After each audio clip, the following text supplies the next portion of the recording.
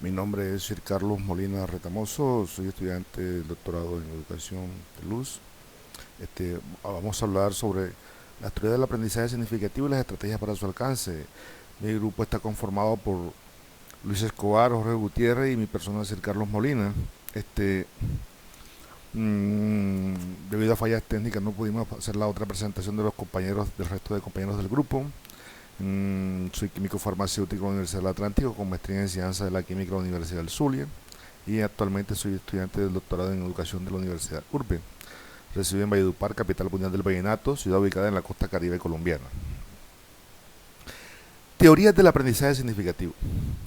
Auger plantea que el aprendizaje del alumno depende de la estructura cognitiva previa que se relaciona con la nueva información. Debe entenderse por estructura cognitiva el conjunto de conceptos e ideas que un individuo posee en un determinado campo del conocimiento, así como su organización. En el proceso de orientación del aprendizaje es de vital importancia conocer la estructura cognitiva del alumno. No solo se trata de saber la cantidad de información que posee, sino cuáles son los conceptos y proposiciones que maneja, así como de su grado de estabilidad. Estos principios de aprendizaje establecidos por Auber ofrecen el marco para el diseño de herramientas metacognitivas que permiten conocer la organización de la estructura cognitiva del educando, lo cual permitirá una mejor orientación de la labor educativa. Esta ya no se verá como una labor que debe desarrollarse con mentes en blanco o que el aprendizaje de los alumnos comience de cero, pues no es así, ya que los educandos tienen una serie de experiencias y conocimientos que afectan su aprendizaje y pueden ser aprovechados para su beneficio. Auwell resume todo su concepto teórico en una frase que está en uno de los epígrafes de uno de sus textos, la cual sostiene: si tuviese que reducir toda la psicología educativa a un solo principio, enunciaría este: el factor más importante que influye en el aprendizaje es lo que el alumno ya sabe. Averigües esto y enséñase consecuentemente.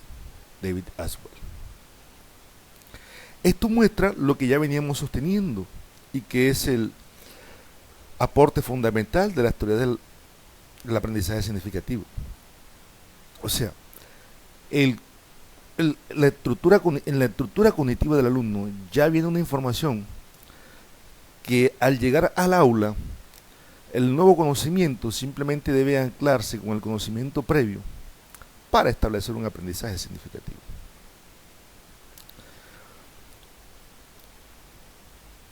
De acuerdo a la teoría del aprendizaje significativo, es necesario conocer qué conocimientos tiene el alumnado antes de empezar cualquier enseñanza.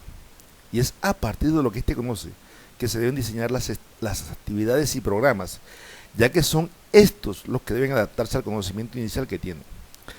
Por ello es fundamental, cuando iniciamos el proceso de enseñanza-aprendizaje, tener muy en cuenta todos los aspectos y riquezas que nos brinda el entorno, el espacio donde está ubicado el estudiante, el espacio geográfico, cultural, sociocultural, etcétera. Además, también tenemos que tener en cuenta que cada individuo dispone de una capacidad cognitiva propia que van a determinar el grado de comprensión y realización de las tareas. Asimismo, cada uno dispone de un conjunto de estrategias y habilidades generales que ha ido aprendiendo a lo largo de su desarrollo y en su vida escolar, que le van a facilitar o no el proceso de aprendizaje. ¿Qué condiciones deben darse para el aprendizaje significativo? Tener un material que sea significativo para el estudiante y que tenga una significatividad lógica, material lógico, material del entorno. Que ese material tenga coherencia con la estructura interna del estudiante, con los conocimientos previos, la secuencia de los procesos y entre las relaciones de sus componentes. Que ese material potencialmente significativo tenga significatividad psicológica cognitiva. Los contenidos pueden ser comprendidos desde la estructura cognitiva que posee el sujeto que aprende, ya que hay antecedentes previos. Que hay una disposición subjetiva para el aprendizaje. Solamente aprende aquel que quiere. Que hay una psicología afectiva, interacción docente-alumno, una disposición subjetiva para el aprendizaje, motivaciones internas, De todo esto hablaremos un poco más adelante. Romper el mito respecto a que el aprendizaje se produce a partir de exposición y como consecuencia del ejercicio de la memoria. Dejar de lado lo memorístico, pero no olvidarlo. Ojo. Sabiendo de qué forma aprende nuestro alumnado y siendo consciente de nuestro papel como docentes, será mucho más fácil enseñar con eficacia, dice Ballester. También traemos a colación una frase de Roger Chan, donde establece que el aprendizaje ocurre cuando alguien quiere aprender, no cuando alguien quiere enseñar. Por eso es fundamental las estrategias a aplicar dentro del aula, motivar para despertar en el educando el deseo de aprender. Solamente si él desea aprender, se dará ese proceso. Por mucho interés, si el profesor, por mucho esfuerzo que haga, si no ha despertado en el alumno el deseo de aprender, estará escribiendo en tabula rasa. Hay muchas estrategias o variables que nos pueden permitir alcanzar un aprendizaje significativo.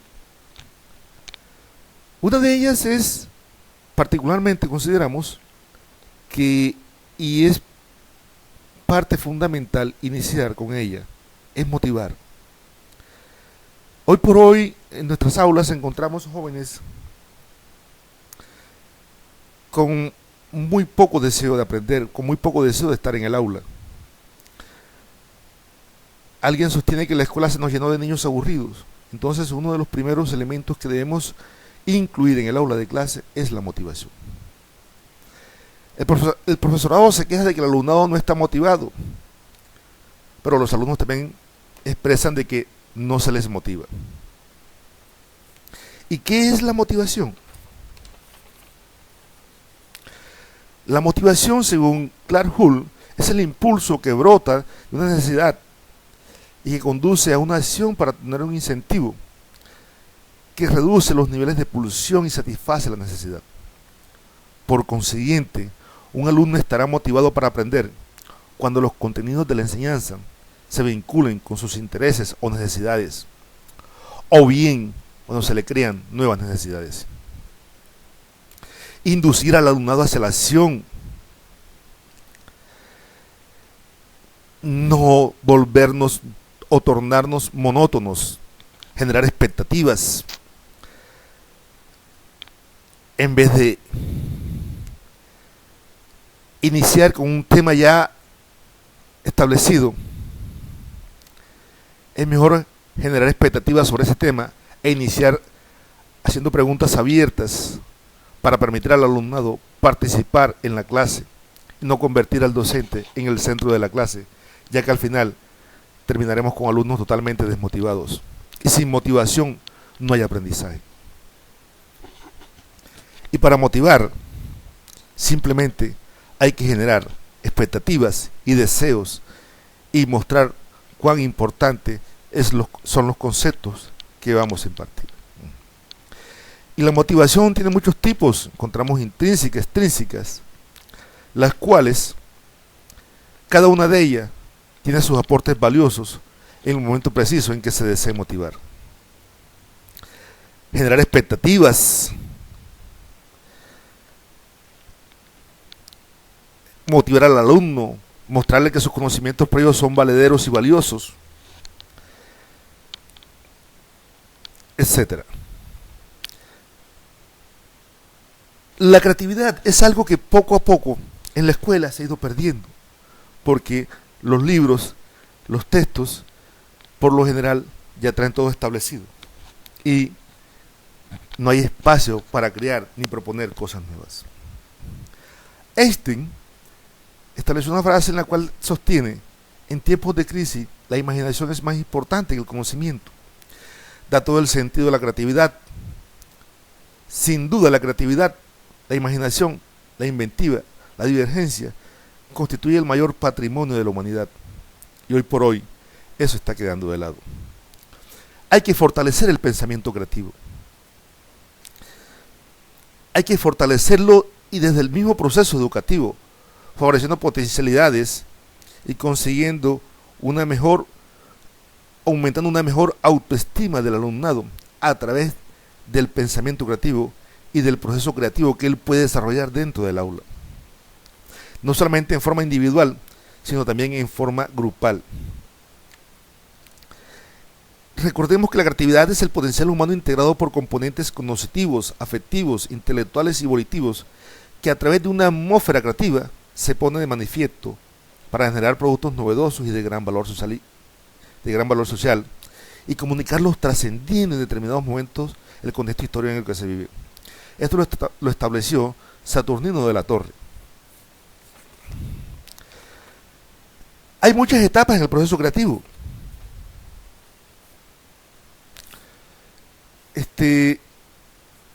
Y dentro de estas etapas encontramos algunas en las cuales lo más importante es iniciar el proceso, generar, buscar la forma en que el estudiante, a través de preguntas abiertas, de tareas abiertas, sea capaz de generar propuestas diferentes.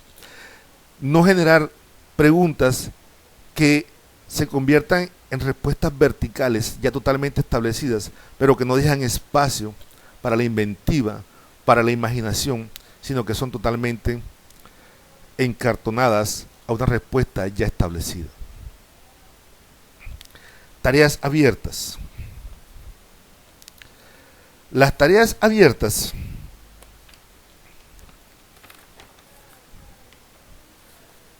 contribuyen al aprendizaje del educando, y son tareas que admiten varias vías de realización y de solución, que se pueden realizar de diferentes formas, potenciando en el alumnado la emisión de hipótesis y la adopción de sus propias decisiones sobre el proceso de resolución. Estas tareas abiertas siempre tendrán un trabajo final. Este trabajo final será el producto, pero la intención con una tarea abierta es generar en el estudiante la creatividad, que sea capaz de generar nuevos pensamientos, nuevas formas de hacer un trabajo, nuevas formas de presentar un producto, no una tarea que ya tiene una solución establecida. Generarle a él su propio espacio de solucionar los trabajos. El aprendizaje colaborativo es hoy por hoy uno de los aspectos que más se utilizan a nivel de aula. Y este trabajo en grupo responde a una necesidad social y de aprendizaje. El ser humano aprende con y de los demás. El aprendizaje entre iguales favorece la adquisición de conocimientos, de la capacidad individual y ayudado por el otro. Esto está establecido por Vygotsky en su zona de desarrollo próximo. Trabajar en grupos colaborativos simplemente muestra que en un solo producto pueden confluir una diversidad de pensamientos, una diversidad de personas diferentes, razas, gustos, niveles sociales, pero que están confluyendo, acordando un pensamiento en un producto determinado.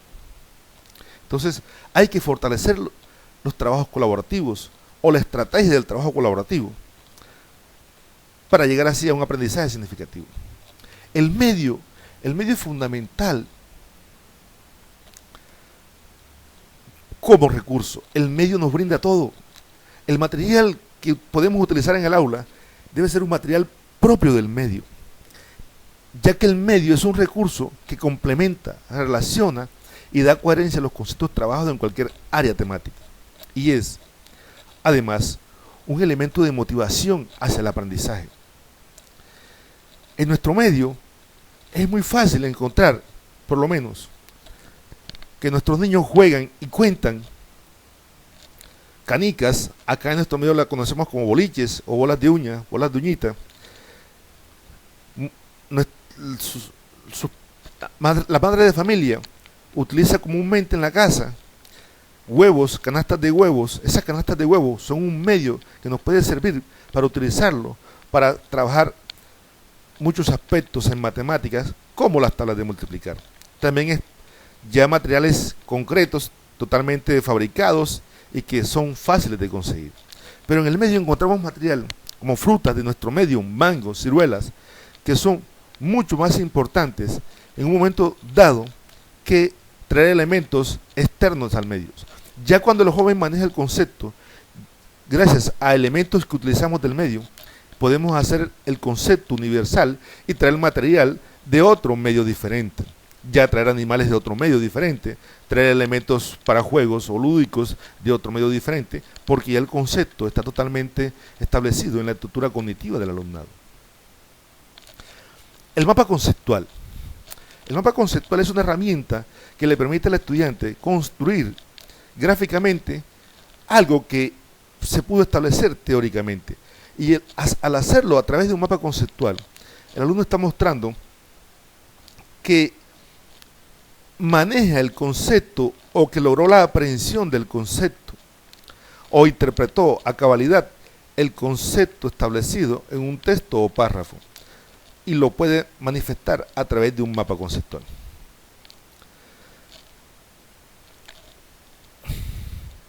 Gracias.